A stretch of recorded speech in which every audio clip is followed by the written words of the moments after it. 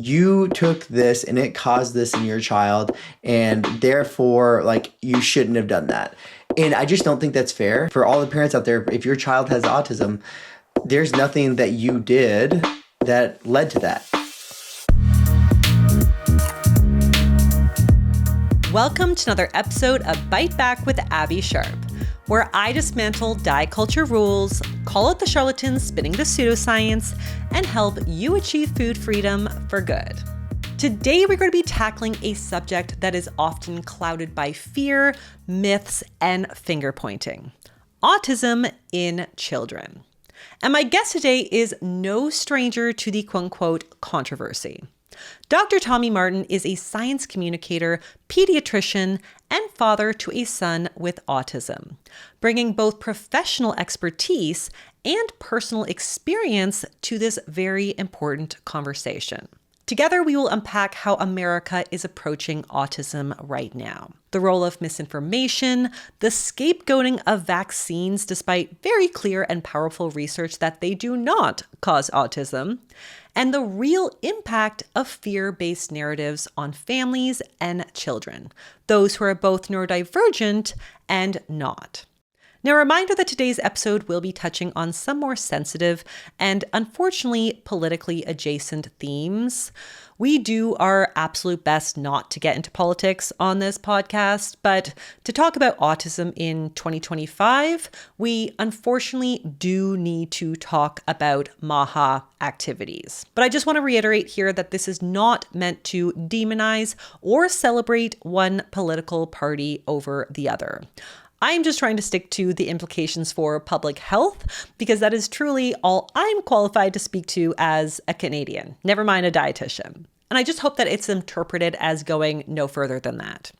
But very quickly, if you are new here, it would mean so much to me if you would please hit that subscribe button wherever you're getting your podcasts, and maybe leave me a little comment if you are loving these episodes.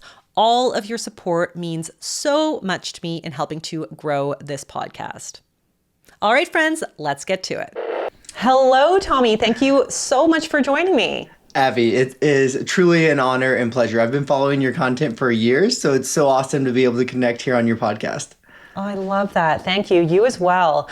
Now, before we dive into some kind of bigger societal issues, can you kind of share a little bit about your own journey, both as a pediatrician and as a parent, kind of navigating this world of autism? First of all, any diagnosis that your child gets, it's hard. And as a parent, what feels like you have a very normally developing child, then for some reason all of a sudden is becoming delayed and not appearing like their peers, and so that kind of leads me, I could talk about how we actually got Oliver's diagnosis, so he ended up having speech delay, and then just some of his interactions with his peers were not typical.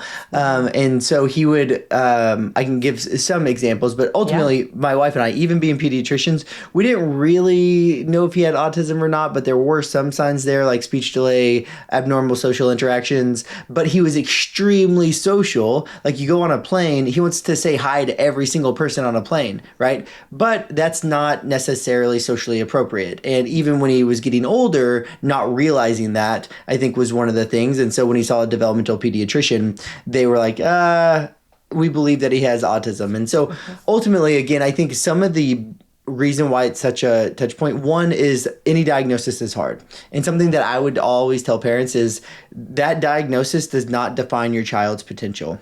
Yeah. Even if they have whatever diagnosis it may be, with early interventions, with resources, you could still help them reach their fullest potential, and do not let societal stigmas deter you from helping them achieve that. Now, when it comes to autism, we've seen this resurgence of this fear-driven rhetoric, largely amplified by, RFK Jr.'s, all these inflammatory statements and other dominant voices within the MAHA movement. What do you feel it is about autism specifically that just makes it such a flashpoint for fear and stigma and conspiracy theories? Because autism is generally diagnosed anywhere from around 18 months to even, 2.5 years old, sometimes earlier, sometimes later. What happens is a child that is developing between the age of birth and 1, it's kind of hard to catch some of the delays, especially speech delay and social interactions being some of the key diagnostic criteria for autism. People believe their child is developing completely normal, and it does appear like that.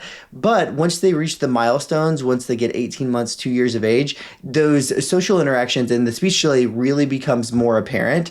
And it just so happens that vaccines happening between 4 months, 6 months, 9 months, 12 months going on throughout all of development is when we start seeing some of those milestones. So it makes a very easy picture to link those associations, even though with the research that we have, we know it's not true. And so I think that's another really hard thing as well. And then when you have people that are in positions of power feed into that rhetoric and feed into those fear-mongering tactics when they know that they could make loose associations, make it seem more credible. And I think all of those make it extremely, extremely hard. Yeah. Once you throw politics into it, it just creates a whole mess of things. Totally. I could not agree more. And, I think also because autism is not just like one thing, right? It's a spectrum. And I think that variability makes it very hard for people to understand clearly, and also just so easy for misinformation to spread, because there is such a wide range of presentations when it comes to autism. For sure. I'm so glad you brought that up, especially because that's like one of the key things that people are kind of like anchoring on now is like, well, if you look in the 1960s to today, autism rates have skyrocketed, and that is, that's true, right? Like if you look at just the rates and look at absolutely nothing else, that is true. But you have to look into everything else. And so some of those things would be our diagnostic criteria catches a lot more children. Not only that, awareness from not only pediatricians, but parents, the general public, and knowing what to look for also has skyrocketed and increased as well. The other thing is, before the new diagnostic criteria, there used to be a lot of different diagnoses that are now all lumped into this autism spectrum disorder, which you were talking about. And so when you have a very large range of things that all fall under autism, what used to maybe be 10 cases, because there was like 1,000 other diagnostic codes or labels, now they're all into one. You put all of those into one bucket, it's going to appear that rates have skyrocketed. That is such a good point. And speaking of just kind of misinformation and misunderstanding, the health secretary has promised that, or had promised, he was going to find the kind of quote unquote true cause of autism by September. And well, I mean, when we're recording this, I don't know when this is going to go out, but we're well into September. Yeah. And we're going to talk about some of the ideas about the cause of autism in more detail in a moment. But, what is the scientific consensus on the cause, or I guess more accurately, just like the risk factors for your child having autism? Yeah, so we'd say like we know some things like cause autism or lead to autism, and then there's some risk factors. And so just a couple of things. One would be that we know through research and as science evolves more, that we know that genetics play a very, very large part in autism. And so we know that there are genetic factors. And I think in 15, 20 years, we may know even more in depth and specific about the genetic causes of autism. But we know through sibling studies that genetics plays a very, very large part in it. The second is different environmental factors we know as well cause it. And so some of those could be things with maternal relations or even other environmental factors I'd say aren't as causative, but there may be links. And I think some of those things are what makes it easy to create misinformation around as well. Yeah, no, exactly. Neurodivergence is thought to be 70 to 90% genetic. And again, I think parents don't like acknowledging that, because then they almost feel like, oh, it's their fault. But of course, your genes are never your fault. And there's, over 100 genes that have been linked to autism traits that interact to determine where or if someone lands on the spectrum.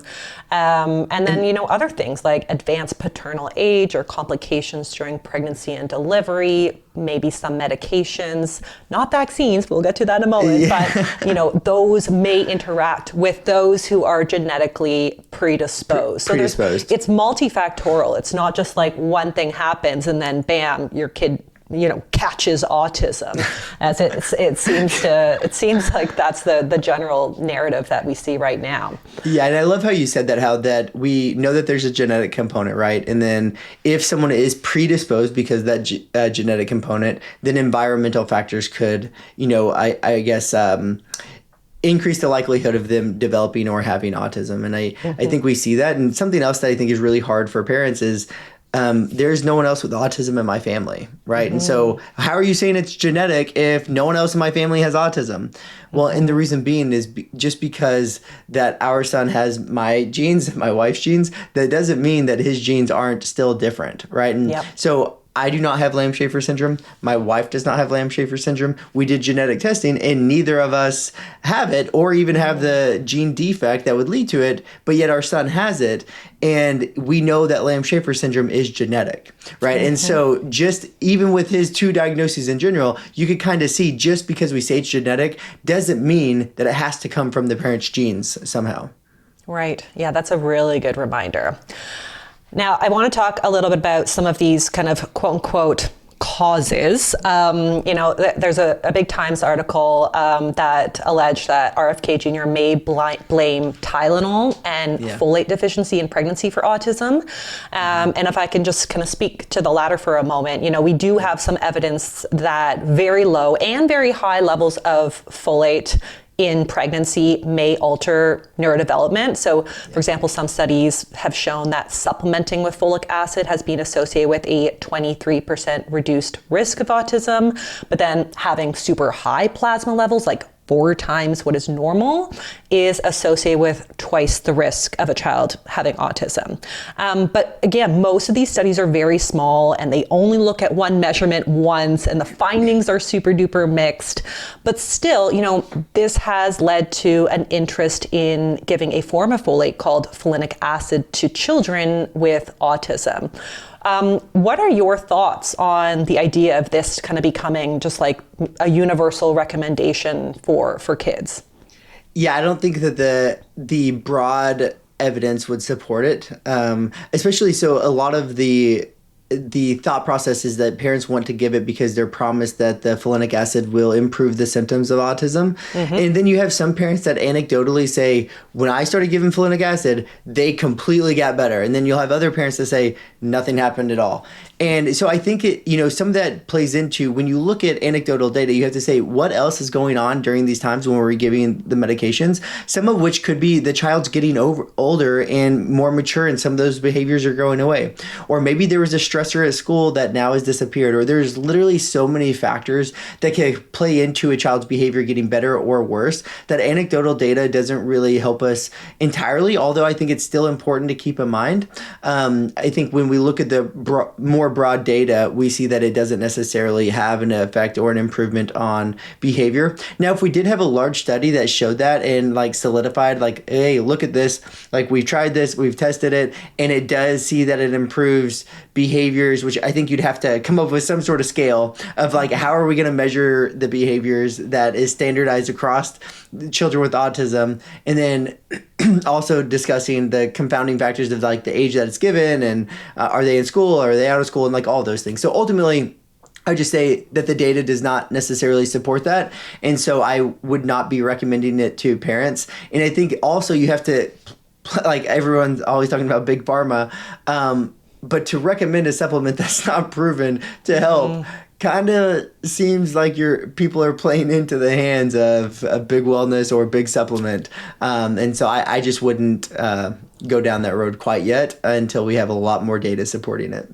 Yeah. I mean, when we look at the research, there's some very small studies. They found that high dose folinic acid given to kids with autism who also test positive for having what we call FRAAs or folate receptor autoantibodies may help with things like language, communication, skills, other core ASD symptoms. But this is not a universal treatment. And so the effects are far less consistent with kiddos who don't also have this FRAAs.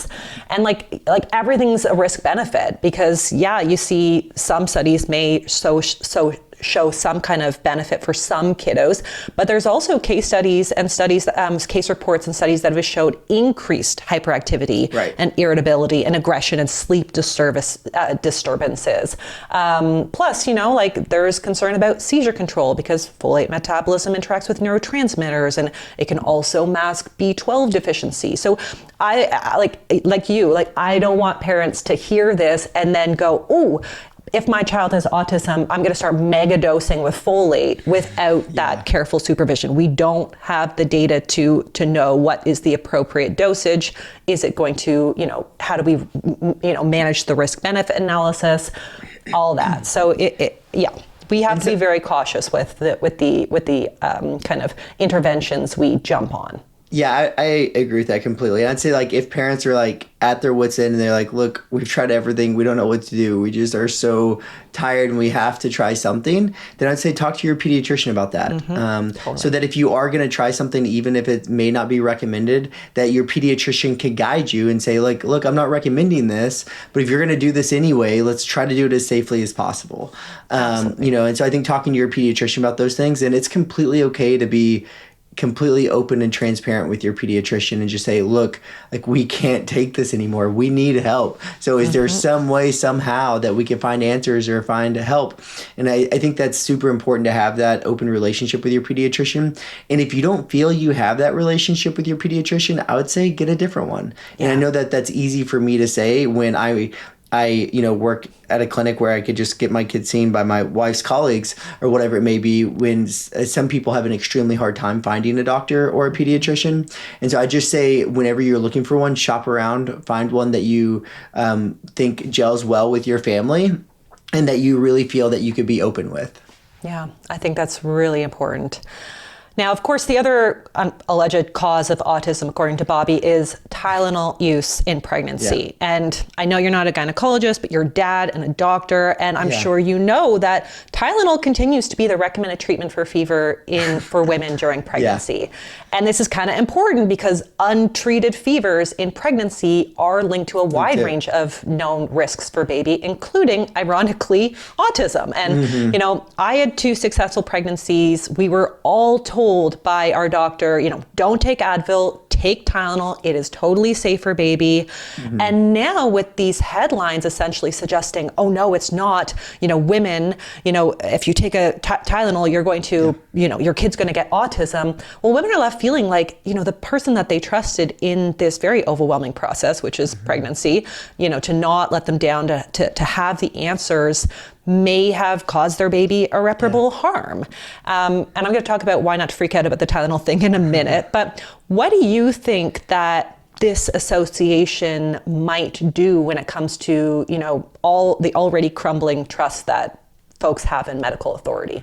Yeah, that's a really good question. And again, I'll reiterate, I'm not an OBGYN, and so ACOG has put out statements about Tylenol use in pregnancy. And I will just say that, to me, I think this is extremely detrimental for a few reasons.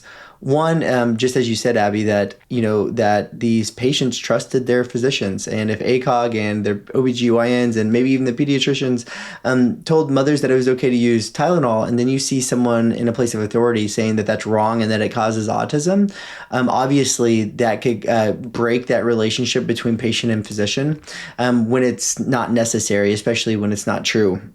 And so that's one, I think, very detrimental aspect of it. The second thing is it kind of, I guess you could say, in one hand, it puts the blame on the doctor for recommending it. But the second part of that is telling mothers that they did something wrong, that you took this and it caused this in your child, and therefore, you shouldn't have done that. And I just don't think that's fair. I don't think that having that kind of situation to make mothers feel like they did something that led to their children to have autism is okay, just because we know that that is not true. That if for all the parents out there, if your child has autism, there's nothing that you did that led to that. Like that is an unfortunate, or I shouldn't say unfortunate. My child has autism, and even though I get hate on social media for what do people say, for like glorifying or making autism seem like the most amazing thing in the world. But I love my son so much, and autism is part of who he is. It doesn't define who he is, but it's part of who he is, and I love all of it. And so the diagnosis did not come from something that you did, and I don't want you to have any guilt about that. Yeah, and so I so think good. I think that just that narrative is dangerous in a multitude of different ways. The third way that I think that is dangerous is that now you may have moms, like you said, that have read these headlines and now they're pregnant and now they get a fever and they feel miserable, whether they have a virus or whatever it may be. They feel absolutely terrible, and now they're afraid to take anything. And Abby, I know that you're going to go more into this, but we know the associations of fever, infections, and other things leading to harm to baby, and potentially associations with autism as well. And so I think that you just put moms in an extremely challenging place, and I don't think that's okay, especially when the data is not clear on it. 100%. And we can't really get good data on women in pregnancy because it's kind of, it would never pass ethics to do a randomized controlled trial on people who were, carrying babies. But the Tylenol, I don't want to glaze over the faulty science here that has informed these headlines, because this is largely based on, an observational study that found a 20% higher risk of autism and a 30% higher risk of ADHD for kids who had prolonged exposure to Tylenol or acetaminophen during pregnancy. And smaller amounts did not seem to kind of increase the potential risk. But the critical confounders were not even taken accounted for, including the fact that, like we said, maternal fever is a known risk factor for changes in fetal neurodevelopment. Yeah. And when you look at sibling studies, including one that had over 2.4 million kids, they actually found that all these associations disappeared, and there was no increased risk of autism or ADHD or intellectual disability with prenatal Tylenol use. So, like you said, some kids are just going to be neurodivergent and some aren't. And I love that. And I know that's hard for families to grapple with, because we always want to be in control of everything in this world that is, becoming more and more uncertain. But that is the reality right now. Yeah, and with these studies that you're talking about, Abby, and I'm sure that your listeners understand what confounding factors mean, but so for example, it'd be that if mother, say she has a fever and then because of the fever she takes Tylenol, how can you say that it was the Tylenol that caused the autism and not the fever? And so if you don't account for the fever, then you just leave that out of the picture, then it would make you think that Tylenol causes it. And not only that, there could be hundreds more confounding factors throughout that. And if you do not account for them, then it can make something seem causative when it's not actually causative, because there's so many other factors that you didn't take into account for. Absolutely. And that's a huge problem when it comes to research in pregnancy, because again, we can't control confounders. Like we can't do a randomized controlled trial where we can manipulate all the different variables. We're just looking at women and what they did after the fact of pregnancy. Like you said, like this disregard for the nuance of science that we're talking about, this critical analysis and research is very quickly eroding just public trust in doctors like you. And I think perhaps the most dangerous outcome of this is the decline in vaccine confidence, which you kind of alluded to earlier, because despite the mountain of evidence very, very clearly showing that vaccines do not cause or play a role in autism, we have RFK Jr., who has known ties to anti-vaccine groups, just conjuring up this hysteria, citing flawed research that suggests there's some kind of link.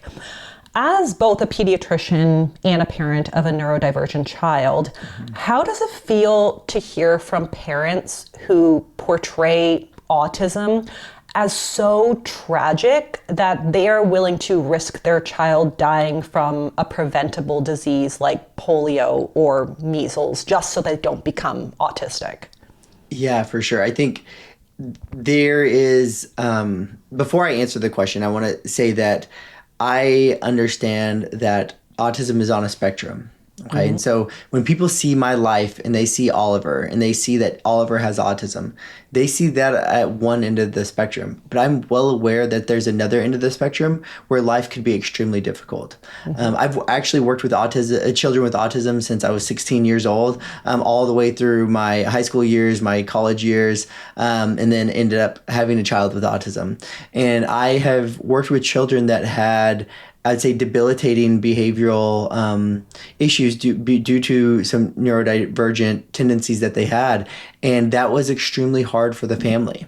Whether that be self-injurious behavior or destructive behavior, whatever it may be, those years and challenges for the family was extremely, extremely difficult. And so when I say what I'm about to say, I just don't want listeners to think that I do not see and understand that side of it as well.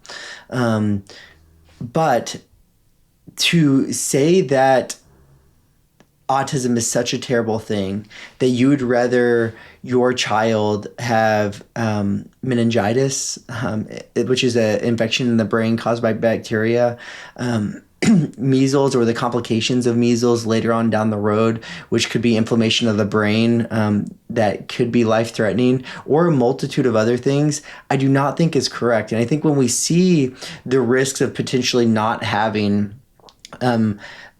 protection from these viruses and bacteria versus the potential link of I'd say not even a link, but anyway, having autism, I think it becomes very, very apparent that the risk of all these viruses and bacteria are so much worse and detrimental to our health, especially when, even taking those two things aside, especially when we look at the data and see that it's not true. And I think what upsets me the most is that you have these parents that are putting their trust into these political leaders instead of physicians at this time, because of the trust that's been lost throughout the past half a decade, maybe, or decade. And then so they're relying on these people to give them credible information that they are choosing life-altering decisions for their children with. And when it comes to vaccines, we have seen that vaccines are safe and efficacious and have eradicated diseases and comorbidities from viruses and bacteria that used to back in the day were extremely detrimental. And unfortunately, due to this mistrust, there was just a couple polls that were published, one in early August and one just recently, and then NBC just posted another one.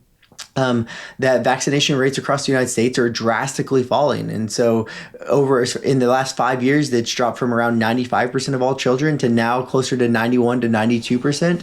And we know for herd immunity, depending on which bacteria or virus, we need like 95% or above. And so that is very concerning.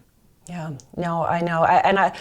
I also want to acknowledge that like you said earlier, any diagnosis, whether we're talking about neurodevelopmental or, physical, is so hard for families, especially, when they're parenting multiple kids with different needs. So I don't want to downplay that there are real challenges when it comes to parenting a child with autism, not in all cases, but certainly in some.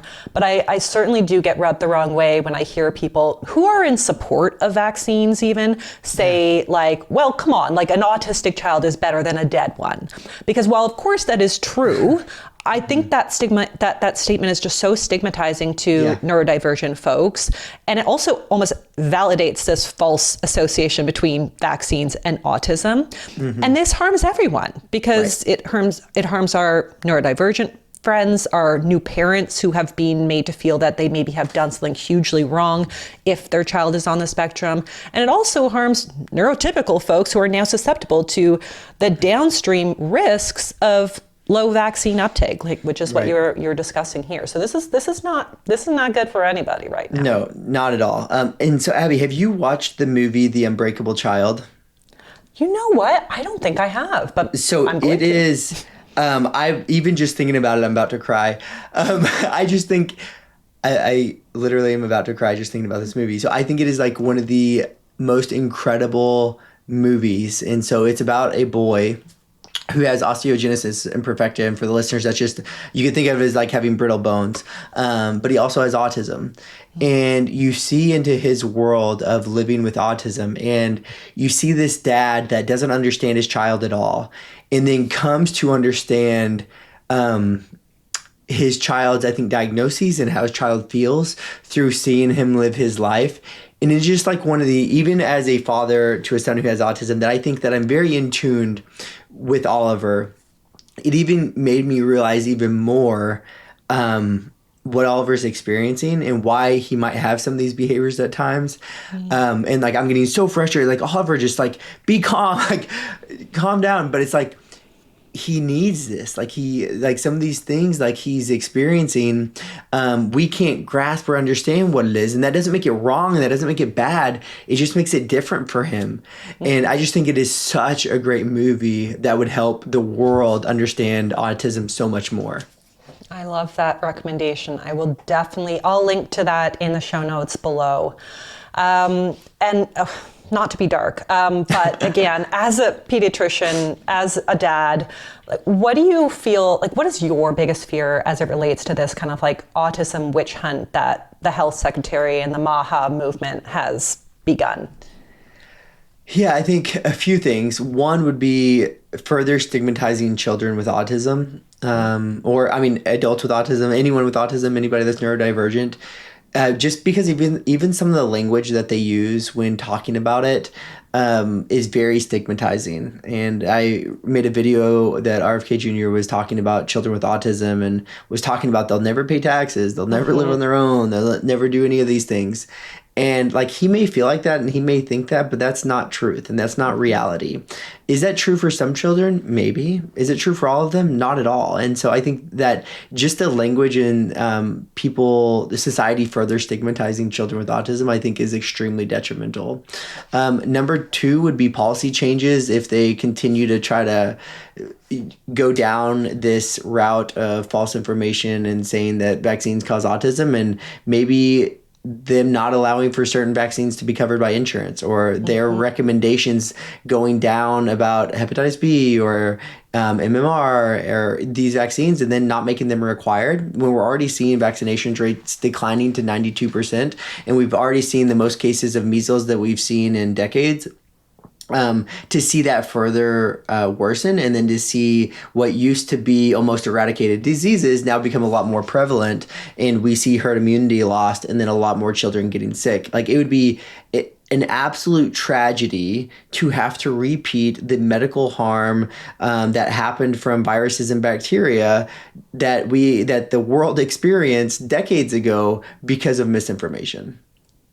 Yeah, 100%. I think those are all things to be very nervous about. I mean, I'm going to go darker for me. Like, I have a tendency to spiral when it comes to some of these things. And, you know, we just have to look at history of eugenics and the treatment of disabled people to feel that there is a possibility, if autism is cast as this quote unquote epidemic that, you know, we need to eliminate, could our wonderful neurodivergent children be cataloged or targeted or treated as like second-class citizens just based on their diagnosis? And I worry that the shame and the judgment of all of this being caused by, you know, mom's quote unquote bad choices will also mean that fewer families are going to want to even get a diagnosis, right? Which of course then is going to, it's going to make it look like the numbers have gone down. So like, yay, you know, like removing that food additive cured all the autism.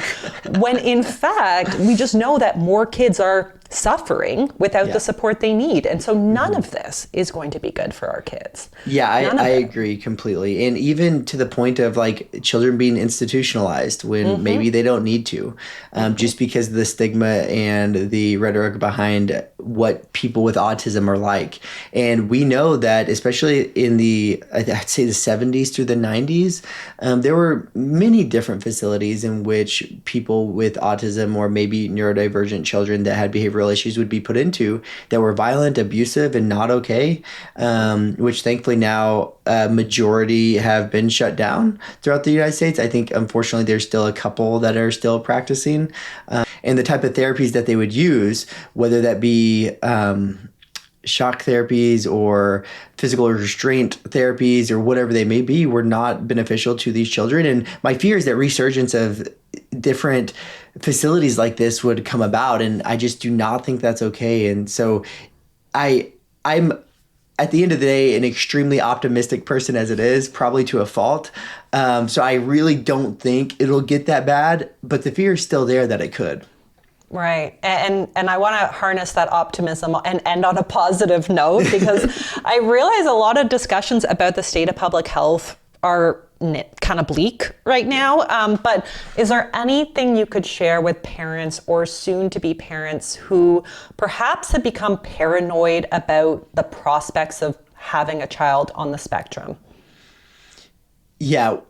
What I would say is that if you are someone and you are reading into the headlines that you're seeing online, I would just ask you to not try to, and I know this is like impossible to do, but try to stay out of the conspiracy theory, the conspiracy theory blogs, the conspiracy theory news, and try to stick to the truths. And the truths that we know are that vaccines do not cause autism.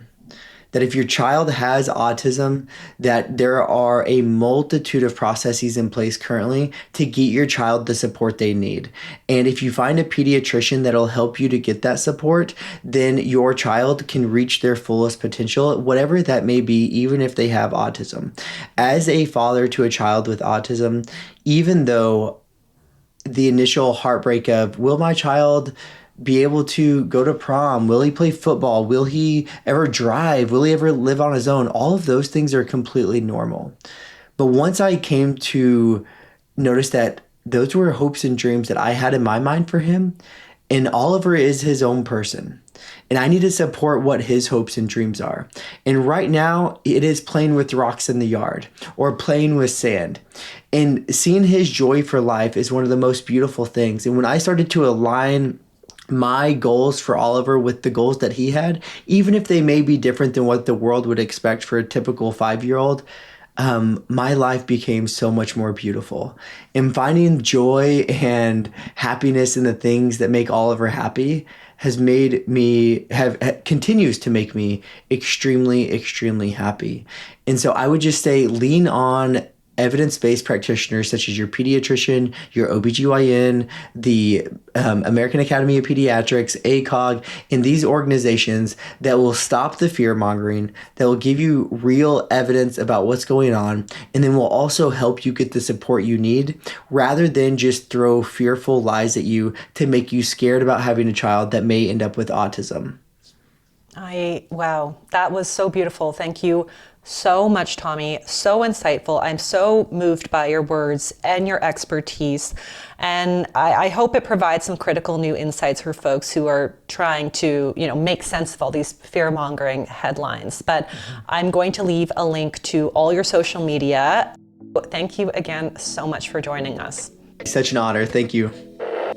I have been so moved by this conversation as someone who is neurodivergent, but I also have to say that, getting a diagnosis and treatment in my late 30s was actually a massive positive turning point in my life. Despite all this conversation about neurodivergence being like the plague or like an epidemic, I honestly feel that getting a diagnosis got me the sparkle back that I had lost for many, many years, literally over a decade.